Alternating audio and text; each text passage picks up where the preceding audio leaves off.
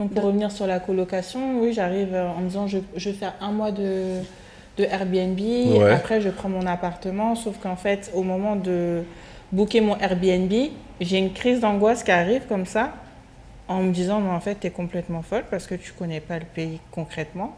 Tu es parti en vacances 2 semaines, c'est cool, mais tu étais chez une cousine qui elle maîtrisait, et là tu vas sur un site internet taper Airbnb Abidjan. Billetterie, ça se trouve, tu es dans un coin super paumé, super pas accessible, etc. Et je vais me mettre dans un problème alors que je n'ai même pas encore vraiment posé mes valises. Donc j'ai fermé l'application, j'ai plus voulu parler de logement pendant 2 semaines, sauf que mon billet il était déjà pris. Donc tu vois la date qui arrive, et c'est ça, la date qui arrive. Et je suis en mode technique de l'autruche, je me dis, mais moi je me dis, non, en fait, à un moment donné, je vais le prendre cet avion. Et j'entends parler de colocation. Et je me dis, mais en fait, c'est mieux. Qui t'en a parlé en premier? Comment tu en as entendu parler? Je sais que je vais regarder beaucoup de sites à un moment donné d'expatriés, etc. Ouais. Et en fait, je vois que la colocation est quelque chose qui se fait beaucoup à Abidjan. Mhm. J'avais déjà fait de la colocation en Angleterre à l'époque, ça s'était super mal passé. Et j'étais en mode, mais jamais et tout. Sauf qu'en fait, je me dis qu'il faut que j'arrive dans le pays, il faut que je trouve un logement et que je ne me sens pas capable d'être seule dans un premier temps. J'ai besoin de savoir qu'il y a quelqu'un qui m'attend quand j'arrive et de ne pas dormir seule dans l'appartement. Donc, je vais faire quelques sites, je vais valider avec, je vais trouver une personne, je vais échanger, on va s'appeler plusieurs fois, on va se présenter. Derrière, je fais ma petite recherche internet, Google, le nom de la personne avec qui je vais vivre, je vérifie, voilà, etc. Je prends 2-3 mesures de sécurité. Même si je me souviens en avoir parlé avec mon grand-père, pour lui c'était lunaire. Hein. Ah, tu vas en Côte d'Ivoire? Ok, super, tu vas vivre où? En colocation. Ah oui, en colocation avec qui? Avec un homme belge. Ta première coloc, c'était avec un bonhomme? C'était avec un belge? Oui, il était ça. Un homme.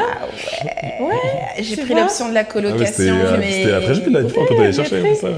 Ah ouais, non, j'aurais pas pu avec un homme. Ah non, là, c'était vraiment ça, c'est vraiment la limite.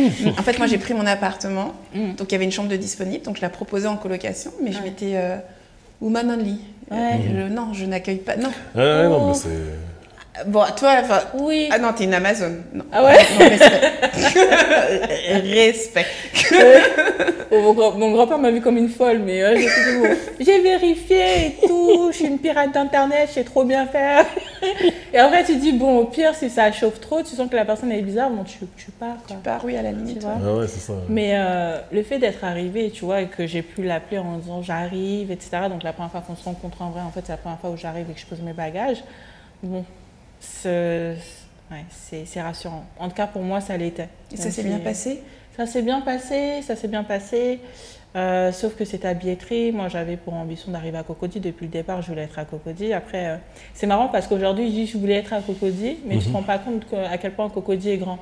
Moi, aujourd'hui, quelqu'un qui me dit oui, je suis à Cocody, ouais, super, mais t'es où en fait? Parce que si t'es aux 2 plateaux ou t'es, tu vois, au fin fond d'Angréchu, on n'est pas du tout dans le même espace, tu vois. C'est clair. Mais oui, je voulais être à Cocody, je voulais être de l'autre côté du pont. Moi, c'était comme ça que je disais, je vais être de l'autre côté du pont. Et du coup, je fais une deuxième coloc. Ok. Et là, avec une cousine. Et ça se passe bien. Ça se passe bien, mais je vais faire quand même presque 5 mois avec elle.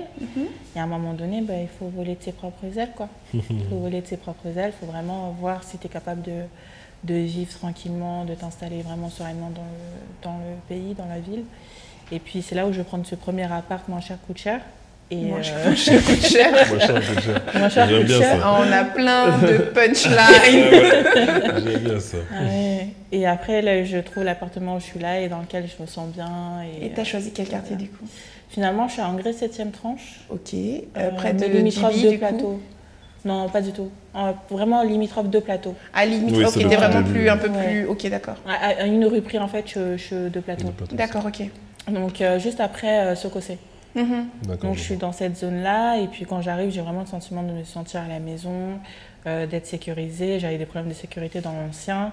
Là, tous les comment on appelle ça? Les agents de sécurité. Oui, il y a des gardiens, mais surtout les portails sont fermés le soir, tu vois. Tu as des portails qui sont fermés, tu les appelles pour qu'ils ouvrent. Donc Tu vois, tu as cette sécurité en plus et puis tu es bien. Après, je trouve que c'est un peu cher, bien sûr. Moi, sur le logement, de toute façon, on l'a vu tout à l'heure. Hein. Mais sur le logement, je trouve que c'est cher, mais je m'y sens bien. Donc, ça va. Félicitations, c'est cool. Donc, ça fait plaisir à entendre. Bah, quoi. Vu le parcours du combattant, sur la question du logement. C'est chouette. Ouais. Et c'est vrai que tu en as parlé un peu là, on va dire déjà de le fait d'une femme... tu viennes tout seul et t'installer en coloc et avec un homme. Est-ce que, à part cet aspect-là, le fait de venir en tant que femme en solo, qu'est-ce que tu as vu comme challenge ici, comme en venant t'installer? Est-ce que tu as vu d'autres défis à relever comme ça en venant t'installer seule en tant que femme comme ça? Franchement, en tant que femme, j'ai pas eu trop de barrières, non? Ça va. je me suis pas sentie super challengée sur ça. Ouais. Okay. Sur mon installation ici, je me suis sentie en sécurité. Les interactions avec les gens, ça change rien. Tu apprends à bien t'entourer.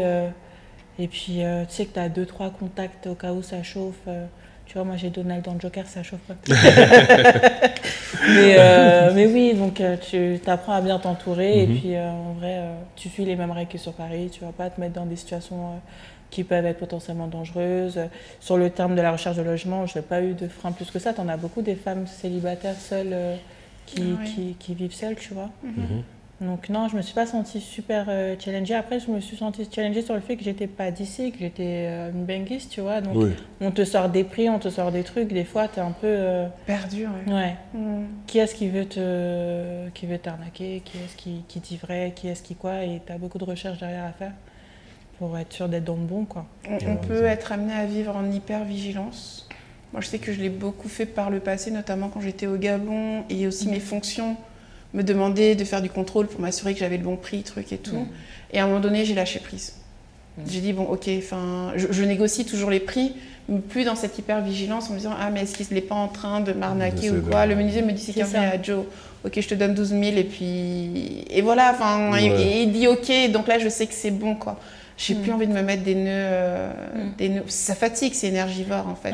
Il faut accepter qu'on paye une taxe. C'est ça. On paye une taxe pour la manière dont on parle, on paye une taxe pour la manière dont on se comporte, on la paye de toute façon.